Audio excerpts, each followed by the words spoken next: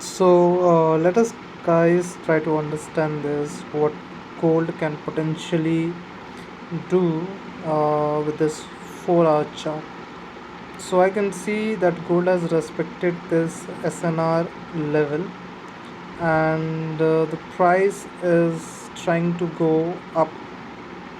So what can be the direction? Maybe the direction can be in this way, or maybe gold can break here and it can just fall down.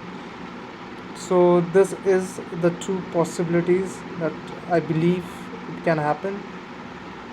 And let us see what how does the gold react. But for as of now I'll try to get a buy around this area.